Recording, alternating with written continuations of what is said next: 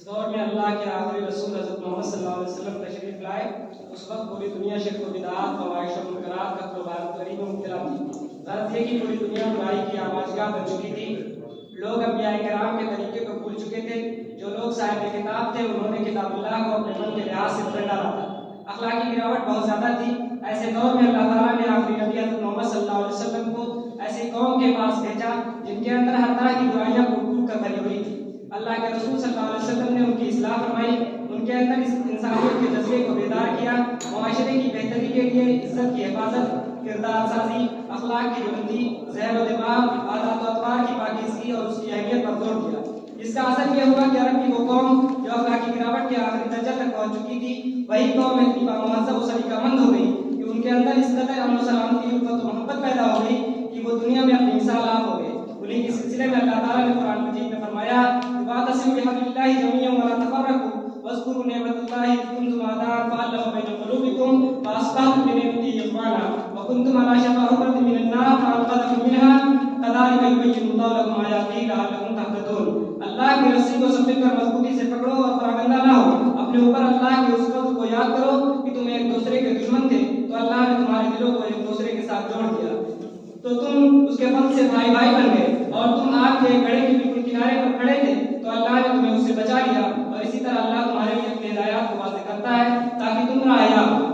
اللہ کے رسول صلی اللہ علیہ وسلم کی وفات کے بعد اس قدر زمانہ گزرتا گیا، پھر دوبارہ سے لوگوں کے اندر اخلاقی گراوٹ پیدا ہونے لگی، حتیٰ کہ ہر کوئی ایک دوسرے کا دشمن نظر آنے لگا، بھائی بھائی کا دشمن، بہن بھائی کے تعلقات خراب، یہاں تک کہ والدین کو اولاد سے اور اولاد کو والدین کے تئیں نفرت دلوں میں بیٹھ گئی۔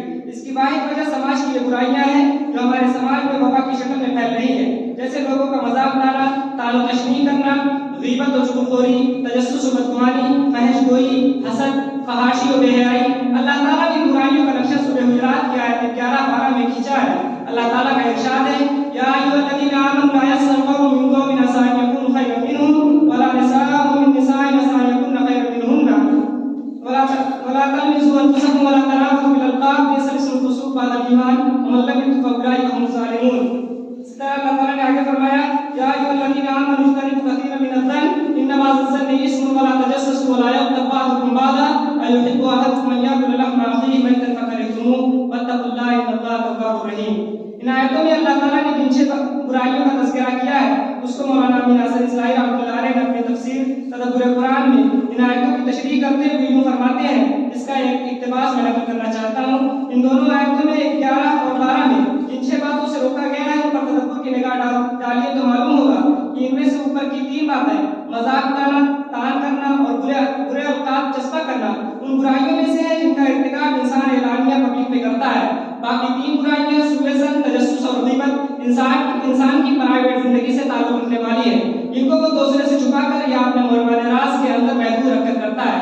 ان دونوں قسم کی برائیوں کی ممانعت اسلامی تذکیر و تطہیر کی اس اصول پر مبنی جو قرآن میں وضع ظاہر جس میں وہ باطن اور گناہ کے ظاہر اور اس کے باطن دونوں ہی کو چھوڑ دو کے الفاظ سے بیان ہوا ہے۔ جب تک انسان اپنے آپ کو ان برائیوں سے پاک نہیں کرتا جو اس کے باطن سے تعلق رکھنے والی ہیں، اس وقت اس کے اندر اللہ تعالیٰ کے علام الغیوب ہونے کا وہ شعور حاصل نہیں ہوتا، جس کے بغیر دل کے اندر تقویٰ کی رویدگی بالکل خارج ذکر ہے۔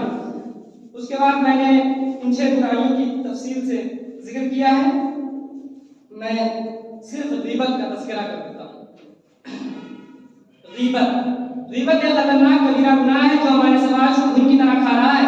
یہ ایک ایسی برائی ہے جو ہمارے مسلم سماج کے تقریباً ہر طبقے میں موجود ہے، خواہ وہ بزرگوں کا ہو یا نوجوانوں کا، یا عورتوں کا ہو یا مردوں کا، بچوں کا ہو یا بچیوں کا، پڑھے لکھے لوگوں کا ہو یا جاہلوں کا۔ غرض یہ کہ یہ گناہ ہمارے سماج میں ایک وبا کی شکل اختیار کر چکا ہے۔ یہ ایک ایسا گناہ ہے جسے لوگ گناہ تک نہیں سمجھتے، یعنی لوگوں کو احساس تک نہیں ہوتا کہ وہ گناہ کر رہے ہیں۔ غیبت کی شناخت بیان کرتے ہوئے اللہ تعالیٰ نے اسے مردہ بھائی کے گوشت کھانے کے مترادف قرار دیا ہے۔ غیبت کی تعریف اللہ کے رسول صلی اللہ علیہ وسلم سے دریافت کیا گیا کہ غیبت کیا ہے، تو آپ صلی اللہ علیہ وسلم نے فرمایا، اپنے بھائی کا ایسا ذکر کرو جو اسے ناپسند ہو۔ پوچھا گیا اگر وہ عیب اس کے اندر موجود ہو تب بھی؟ آپ نے فرمایا، آپ نے جو عیب بیان کیا اگر وہ عیب اس میں موجود ہے تبھی تو غیبت ہے، ورنہ تو تم نے بہتان لگایا۔ یعنی اگر کوئی ایسی برائی جو اس میں نہیں موجود تھی تو یہ غیبت نہیں بلکہ اس سے بڑا گناہ بہتان ہے جو اور بھی خطرناک ہے۔ غیبت یہ ہے کہ کسی شخص کی غیر موجودگی میں اس کی تحقیر و تصدیق کی غرض سے ایسی برائی کرنا جو اس کے اندر موجود ہو، اگر وہ سنے تو اسے برا لگے۔ غیبت کبھی تو زبان سے، کبھی باڈی لینگویج سے کبھی کسی غیبت کرنے والے کی باتوں کی تائید کر کے اور کبھی تحریر کے ذریعے سے کی جاتی ہے۔ غیبت کے سلسلے میں ایک جگہ اللہ کے رسول صلی اللہ علیہ وسلم نے فرمایا الغیبت اشد من الزنا، کہ غیبت زنا سے بھی بدترین جرم ہے۔ اس خطرناک اور تباہ مرض میں مبتلا افراد جو کے نزدیک غیبت، چغل خوری، مذاق اڑانا، کسی کا راز فاش کرنا گناہ نہیں ہوتے، بظاہر نہایت شریف و بھولے والے لباس میں نہایت ایام مکان قسم کے لوگ ہوتے ہیں جو کسی کی غیبت کرنے سے قبل یہ تو ضرور کہتے ہیں کہ قسم اللہ کی ویسے تو مجھے بہت ڈر لگتا ہے کہیں غیبت نہ ہو جائے، لیکن یہ ایک سچائی ہے اور کہنا بھی ضروری ہے۔ بخدا میں صرف تم سے بتا رہا ہوں اور پھر معاذ اللہ وہ بھی مشہور ہوتی ہے کہ بس اللہ کی پناہ۔ آج ہمارے معاشرے میں غیبت کے عام ہونے کی کئی وجوہ ہیں۔ سب سے پہلی بات تو یہ ہے کہ ہم جس کی غیبت کرتے ہیں ہم اس کی اصلاح نہیں چاہتے بلکہ اپنے دل کی بھڑاس اسے نکالتے ہیں اور اپنے دلی نفرت کا اظہار کرتے ہیں۔ دوسری بات یہ ہے کہ ہمارے اندر اس شخص کی برائی کو اس کے سامنے بیان کرنے کی جرات ہی نہیں ہوتی۔ تیسری بات یہ ہے کہ ہم اسے لوگوں کی نگاہوں میں ذلیل و رسوا کرنا چاہتے ہیں۔ چوتھی بات یہ ہے کہ ہم سامنے والے کی چاپلوسی میں اس کو خوش کرنے کے لیے کسی کی غیبت کرتے ہیں۔ پانچویں بات یہ ہے کہ ہم غیبت کی شناخت سے ناواقف ہونے کی وجہ سے اسے گناہ تک نہیں سمجھتے۔ یہ ایک تلخ حقیقت ہے کہ نصیحت وہ سچی بات ہے جسے ہم کبھی غور سے نہیں سنتے، اور غیبت وہ بدترین دھوکہ ہے جسے ہم پوری توجہ سے سنتے ہیں۔ غیبت کرنے والوں کا انجام بہت خطرناک ہوگا۔ اللہ کے رسول صلی اللہ علیہ وسلم نے فرمایا کہ لوگوں کی زبانیں تو ایمان لا چکی ہیں لیکن دل نہیں۔ تم مسلمانوں کی غیبت چھوڑ دو، ان کے عیب نہ کھلے دو۔ یاد رکھو اگر تم نے ان کے عیب ٹٹولے تو اللہ تعالیٰ تمہاری پوشیدہ برائیوں کو ظاہر کر دے گا، یہاں تک کہ تم اپنے گھر والوں میں بھی بدنام و رسوا ہو جاؤ گے۔ ایک اور حدیث میں حضرت انس رضی اللہ روایت کرتے ہیں کہ اللہ کے رسول صلی اللہ علیہ وسلم نے فرمایا جب اللہ تعالیٰ مجھے معراج کی رات اوپر لے گیا تو عالم بالا میں میرا گزر کچھ ایسے لوگوں پر ہوا جن کے ناخن تانبے کے تھے اور ان کے ناخنوں سے اور وہ اپنے ناخنوں سے اپنے چہرے کو کھرچ رہے تھے۔ ان کی اس حالت کو دیکھ کر میں نے پوچھا کہ جبرائیل یہ کون لوگ ہیں؟ انہوں نے جواب دیا کہ یہ وہ لوگ ہیں جو لوگوں کا گوشت کھاتے تھے، یعنی لوگوں کی غیبت کرتے تھے، ان کی عزت و آبرو کے پیچھے پڑے رہتے تھے۔ لہذا ہمیں غیبت جیسے سنگین جرم سے مکمل اجتناب کرنا چاہیے۔ اس کے بعد میں نے زنا اور لواطت کا ذکر کیا ہے۔ میں تمام باتوں کو ختم کر کے صرف تھوڑا سا خاتمہ پڑھ لوں۔ اخلاقی برائی کا ارتکاب دو چیزوں سے ہوتا ہے، یا تو زبان سے یا پھر شرمگاہ سے۔ اسلام نے ان دونوں برائیوں سے سختی سے منع کیا ہے۔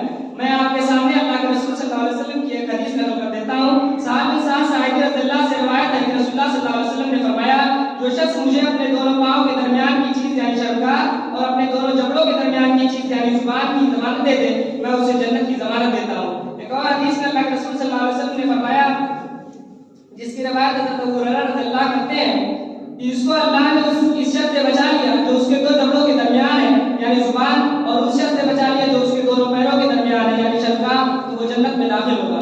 ان حدیث سے پتہ چلتا ہے کہ جس نے اپنی زبان اور شرمگاہ کو کنٹرول میں رکھا اور اس کا بے جا استعمال نہیں کیا تو اس کو جنت ملے گی، اور ایک مومن کے لیے اس سے بڑی اور کیا بات ہو سکتی ہے کہ اسے جنت مل جائے۔ مگر افسوس ہے کہ آج وہ قوم جس کے سلسلے میں اللہ تعالیٰ کا ارشاد ہے کنتم خیر امۃ اخرجت للناس تأمرون بالمعروف وتنہون عن المنکر وتؤمنون باللہ، تم بہترین امت ہو، لوگوں کے لیے مبعوث کیے گئے ہو، نیکی کا حکم دیتے ہو، برائیوں سے روکتے ہو، اللہ پر ایمان رکھتے ہو۔ خیر امت کہی جانے والی وہ قوم آج خود اخلاقی گراوٹ کا شکار ہے۔ ہمارے لیے طعن و تشنیع، غیبت و چغلخوری، بدگمانی، بہتان تراشی، ایک دوسرے کا مذاق اڑانا بالکل عام بات ہے، حتیٰ کہ زناکاری و بدکاری، فحاشی و بے حیائی بالکل عام ہوتی جا رہی ہے۔ ہم اپنے فرد مذہبی کو بالکل بھول چکے ہیں، اسی لیے وہ امت جو لوگوں کی بھلائی کے لیے برپا کی گئی تھی آج وہ خود اخلاقی بحران کا شکار ہے۔ وہ دوبارہ سے آگ کے گڑھے کے بالکل قریب جا پہنچی ہے۔ چونکہ انبیاء کرام کا سلسلہ منقطع ہو چکا، اس لیے یہ فریضہ علماء کرام کے کندھے پر ہے کہ وہ وَلْتَكُن مِّنكُمْ أُمَّةٌ يَدْعُونَ إِلَى الْخَيْرِ وَيَأْمُرُونَ بِالْمَعْرُوفِ وَيَنْهَوْنَ عَنِ الْمُنكَرِ کہ مزداق بنتے ہوئے خود بھی دین اسلام پر عمل کریں اور دوسروں کو بھی بلائیں، نیکی کا حکم کریں، برائی سے روکیں۔ اللہ سے دعا ہے اللہ تعالیٰ ہمیں اپنے فرد مذہبی کو پہچانتے ہوئے اور اس کا مصداق بنتے ہوئے اس پر عمل کرنے کی توفیق عطا فرمائے۔ اللہ سے دعا ہے اللہ تعالیٰ ہمارے معاشرے کو اور پوری مسلم امت کو اخلاقی برائیوں سے بچائے، ہمارے دلوں کو میں نیکی سے محبت اور گناہوں سے نفرت پیدا فرما دے، ہم سب کو صراط مستقیم پر چلنے کی توفیق عطا فرمائے۔ آمین۔ آخر دعوانا